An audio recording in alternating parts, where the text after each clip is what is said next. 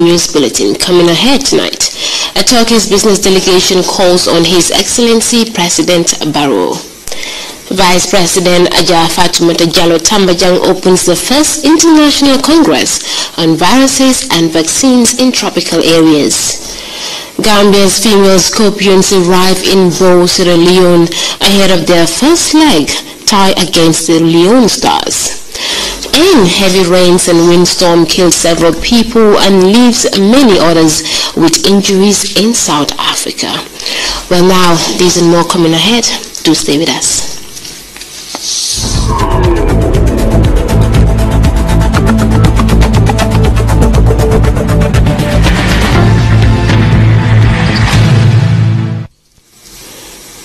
And now the news in detail. A delegation from the Turkey's Gambia Business Council Wednesday paid a courtesy call on the President Adama Barrow. At Fajara, the team is in the Gambia for talks with their Gambian counterparts to explore investment opportunities in various fields, particularly in education and fisheries. Modi Jallow spoke to the chairman of the council, Igon Caracas, on the outcome of their visit and what it means for Turkey-Gambia relations. We put very much importance on the work in getting the universities together, both from Turkey and from Gambia. First of all, last year we started a protocol between the Istanbul Commerce University and the University of Gambia, and last year they started bringing students to Turkey, 9 students, 3 undergrad, 3 masters, and 3 PhD students. And this year there will be another 9 students coming to Turkey. But more importantly, this year we are going to start the educators, the professors, getting into Turkey and coming to Gambia from both sides. And we also put very much emphasis on research and development done between these 2 universities.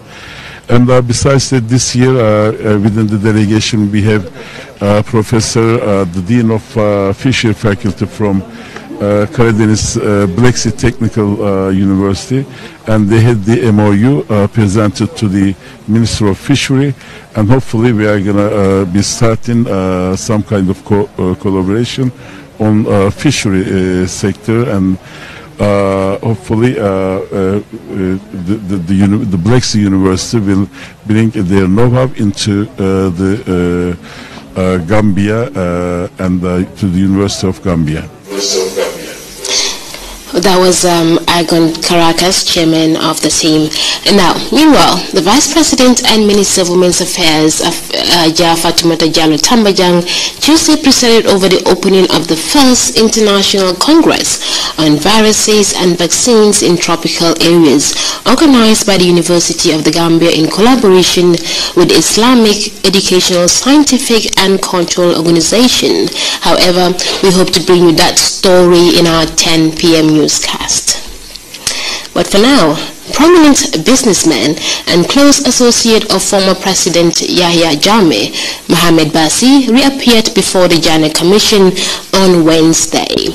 Bazi revealed how he exchanged letters with the former president regarding some financial transactions, while Fadu Janambai was listening and he filed in this news report.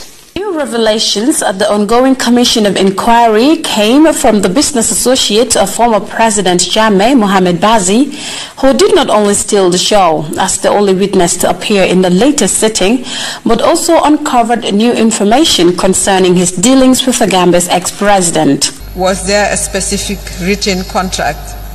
A specific? Written contract between yourself, Igul, and the Gambia government?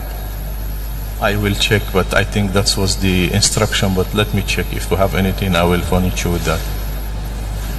You're not sure whether there was a written contract? I'm not sure, but I will check. Did you have board meetings concerning this matter before 2009? Igul sure. Board meetings. Did you have Igul board meetings before 2009? Before 2009. Did you have, Mr. Bazi? I'm writing it down to get you those board meetings. You are not sure? The business mogul gave testimonies about the operations of the Euro-Africa Group, a company he single-handedly managed. The Commission will consequently request for a summary of the group's operations as well as contracts they had with the former president. Bazi told the Commission that the Euro-Africa Group was involved in the importation of petrol and the supply of heavy fuel. When did the exclusivity contract start? You asked me last time this question and I said I will get back to you. The contract started when Euro-African was around March, mid of March. So this was, the letter was, in which year? 2004. March 2004. Yes.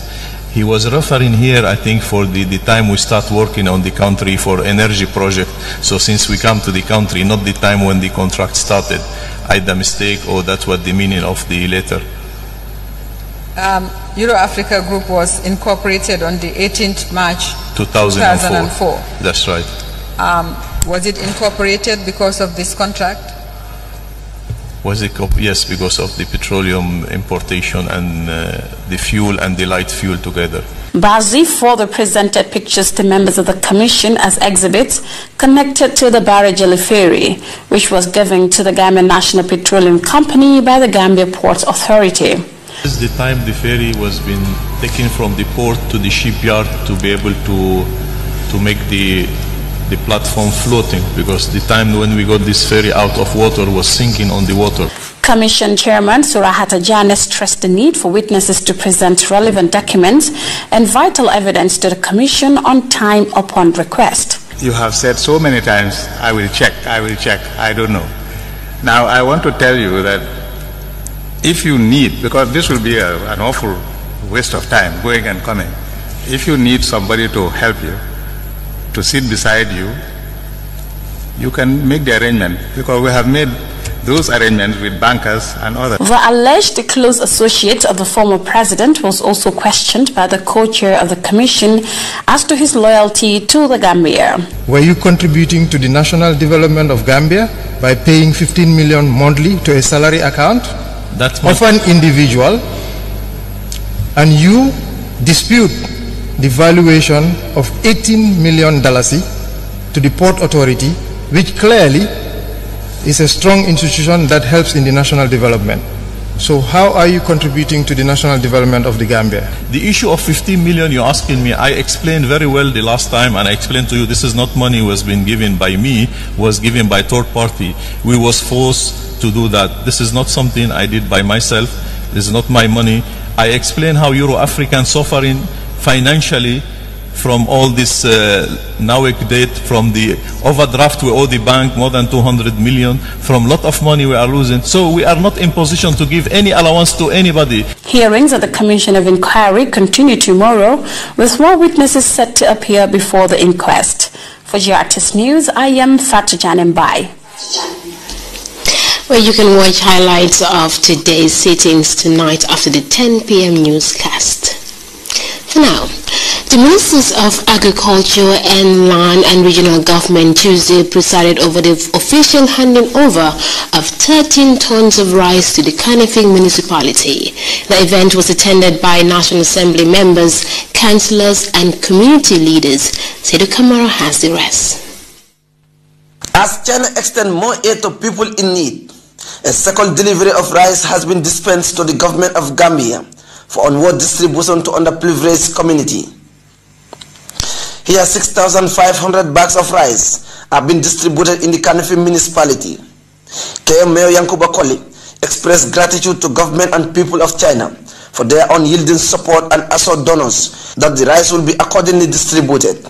Your Excellency, we want you to extend this gratitude of our municipality to your honorable government in China, that we are really appreciative of the gift. Permanent secretaries at the Minister of Agriculture and Minister of Lands and Regional Government, Seth Drame and Buba Sanya, all thank the government of China for delivering what they describe as a well-timed relief initiative. Supporting the Gambia government and its people has always been China's priority, according to the ambassador, even as he promised increased collaboration with the Gambia government in the area of agriculture to help attain food security. I would also take this opportunity to assure all the friends here present that China will continue to support Gambians' efforts to further develop its agriculture to achieve food security and food self-efficiency. And this is only the beginning. We are working on some further programs.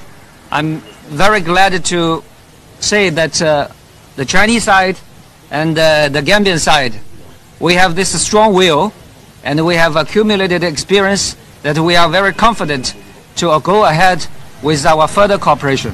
Agriculture Minister Umar Jallow highlighted China's commitment to support the Gambia's drive towards eradicating hunger and poverty in the country.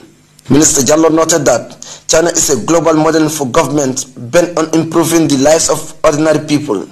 What I like about the Chinese government, when they are helping, they want to help what is directly affecting the lives of the people to improve the lives of the people. And they don't put conditionalities. The only condition I agreed with them for this rice, that is when it comes here, nobody will send one bag. It will be given to each and every Gambian free of charge. Mr. Ambassador, I stand here on behalf of the President of the Republic, Adama Barrow, and the whole of the Gambia, and the mayor who is representing us here today, to say that we are appreciative of this gesture. 13 tons of rice distributed within the KMC, and beneficiaries are returning home with immense gratitude and warm smile that China hopes to preserve as they embark on a determined campaign to support vulnerable groups in society. Saidu Kamara, GRTS News. The Fascination on GRTS TV this week looks at the Gambia's tourism sector and its impact on the economy. To find out more, join the recording of the program at the Caraba Beach Hotel tomorrow, Thursday, 12 October at 11 a.m. Officials of the Ministry of Tourism and the Gambia Tourism Board will be there to answer your questions and listen to your concerns. Everyone is invited. The School of Journalism and Digital Media is commemorating 3 years since it opened its doors to students. The anniversary took the form of a symposium. Kumbaba has more in this report.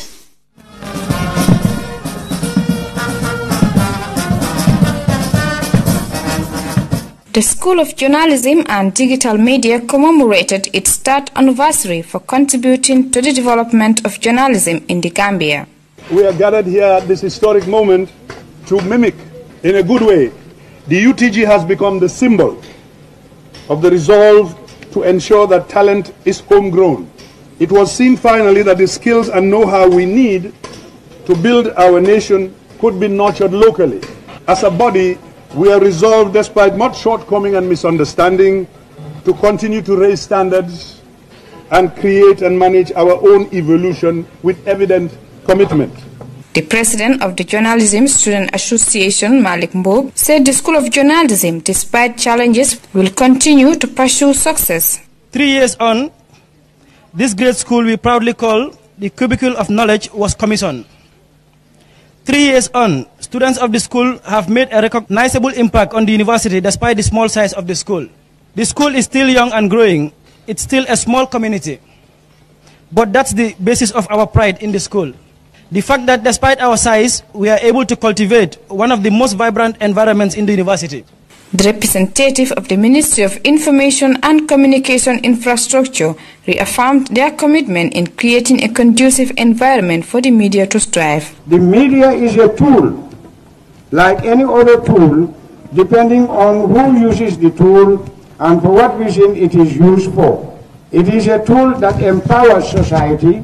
The media is to ensure that it provides the platform for people to freely express their opinions. Samba Fall, a lecturer at the University of the Gambia, stressed the importance of ethics in journalism.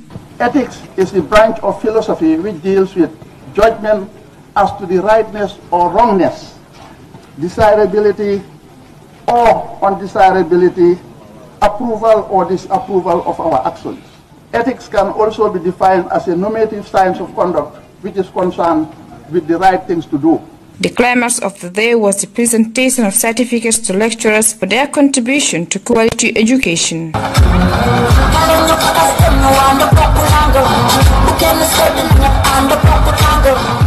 Reporting for GRTS News, I am Kumaba. UK Jar Association, a charity based in the United Kingdom, recently constructed a science lab at Jara Soma Senior Secondary School. Famar Kanye has more on that in this story. The completion of a science lab means a lot for these students. Usman Jaju, the principal of Somers Senior Secondary School, believed that the iconic lab, when completed, would enhance the teaching and learning of science subjects in the region. UK Jara Association is funding this lab, equipping it to make sure that students within Jara and outside can stay and read in the doorstep of their parents. With this lab, I can be able to do some scientific works, like go for research. Instead of going outside the country, I can be here doing my research and other things, so it will contribute a lot to my future. The not-for-profit association is formed by Gambians in the United Kingdom with the aim of improving the lives of residents of Jara. The aim of this visit is to check our implementation plan, but at the same time assess other areas that will require some assistance. Their focus also covered the provision of health care. The Soma District Hospital, the main referral in the region, is one of their catchment areas. On a tour in the hospital, the group promised to add the number of beds in the maternity ward from 3 to 8, a move welcomed by the hospital staff. The UK Jara Kafu has been beneficial to us in many ways. They've donated a lot of items that the hospital has been using immensely, inclusive of which is dressing materials, a lot of bandages, gauze, medications.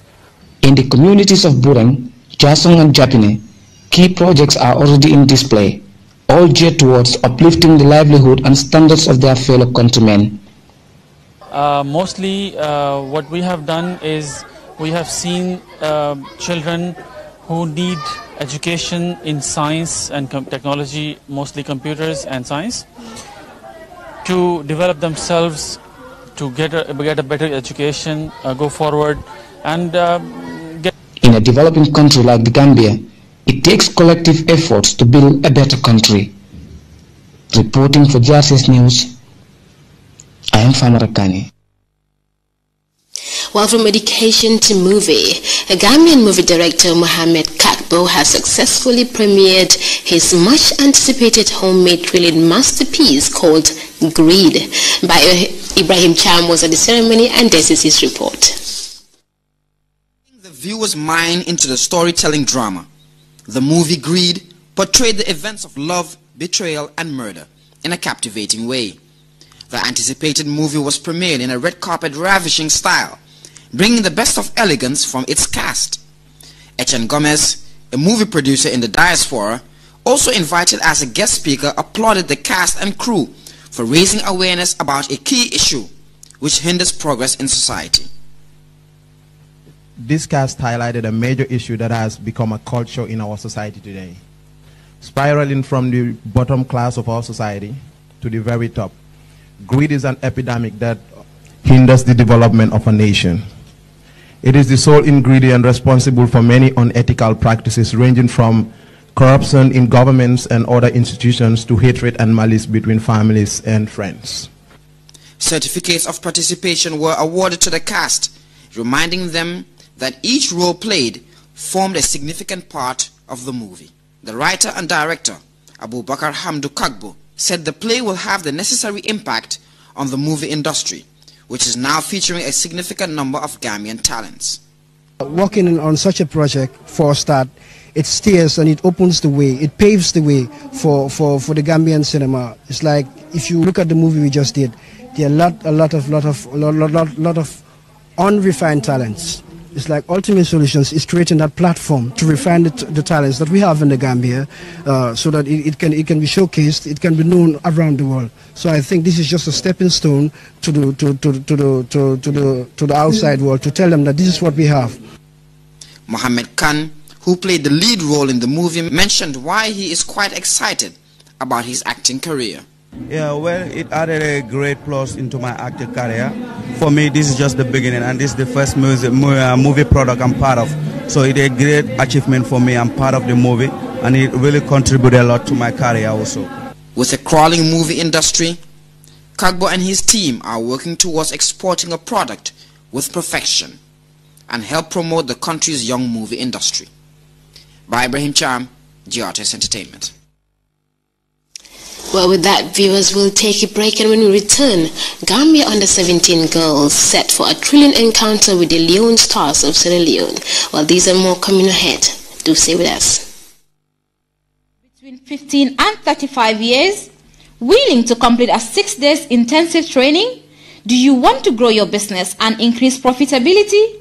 The Youth Empowerment Project, in collaboration with Empretech Gambia, will be organizing a series of entrepreneurship training workshops in the month of October and November 2017 throughout the Gambia. Application forms are now available at the Entrepreneurship Development Center, Bakau, Gaipa House, opposite Comium on Kairava Avenue, and at all regional governors' offices of West Coast Region, LRR, NBR, CRR, and URR.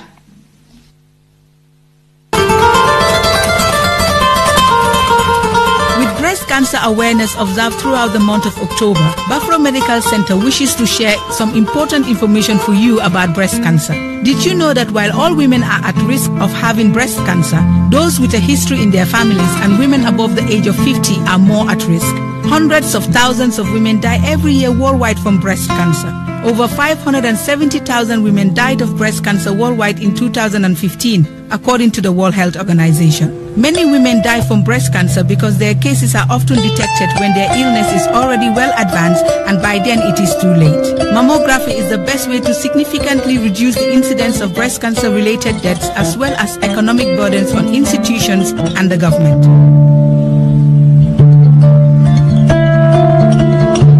If you think that you are at risk, visit Buffalo Medical Center today for a mammography screening. Your life is in your hands.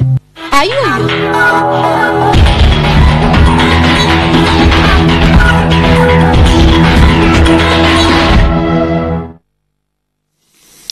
Welcome back, and now in sports. The Gambia under-17 girls are currently in Sierra Leone for the FIFA under-17 Women's World Cup qualifiers. The Junior Scorpions will take on their Sierra Leonean equivalents on Saturday in the first leg. Mamadou S. Jallo is in Bo City with the team, and this is his report. Gambia's under-17 women's football team has arrived in Sierra Leone ahead of their weekend's encounter against their Sierra Leonean equivalents in the first leg of the first round of qualifiers for the 2018 FIFA Under-17 Women's World Cup in Uruguay.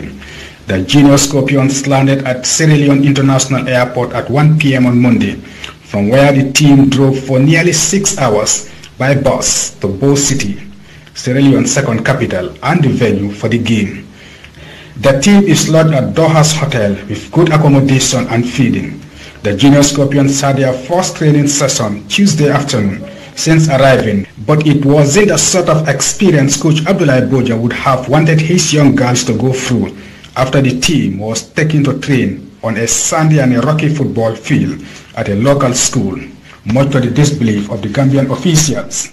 The field was the least ideal for playing football and exposes the girls to injuries. Despite the bad conditions of the pitch, the team managed to train for an hour. It was later disrupted by a torrential downpour. Coach Abdoulaye Bojang and the GFF Start Vice President Martin Gomez addressed the young girls, urging them to focus. The team is expected to train at a different venue today. Mohamed Jallo, GRTS Sports. Well, despite all that, we are cheering you on. And now today's the draw for the Gambia's most thrilling and local football competition has thrown up some fascinating fixtures. Newcomers Combo East and Fonye District will face some tough games in their respective groups. The Super Nawetan Championship is set to kick off this Sunday with defending champions Gunjur and Bakau facing off in a cracking coastal derby at Independence Stadium. Group B, Banjul, Fonyi, Brikama and Manjai. Group C, Serekunda East, Combo East and Burfu. Today we have reached the climax of this whole activity, which mark the balloting for all the 14 teams that will be participating. I want to remind you, the zone representatives, that your role in the success of this competition is very crucial. Crucial in the sense that I believe what is important in this whole thing is the sensitization that we give to our players and our fans. And I expect you to go back to them and make them understand that Super Nawetan is all about bringing us together as a team to see to it that the competition is violence-free. Well, I have to say, like all Super Nawetan lovers, can't wait for it to start. With that, viewers, we'll take another break. When we return, we take a look at news from beyond our borders. We'll be right back. Do stay with us. When I switch lanes, then them doors swing. I'm at the window, putting money in the thing. Call it automatic bang, bang, bang. Call it automatic bang, bang, bang. No, no,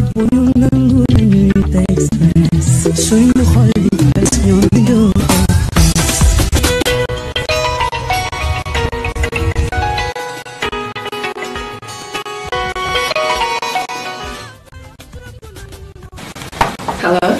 Come on, babe. Yeah, babe. You called me like several times. Are you okay? Absolutely nothing is wrong. Nothing is wrong. I just love the music on your Q-tune. You crazy. QCell's Q-tune. Set the mood for your callers.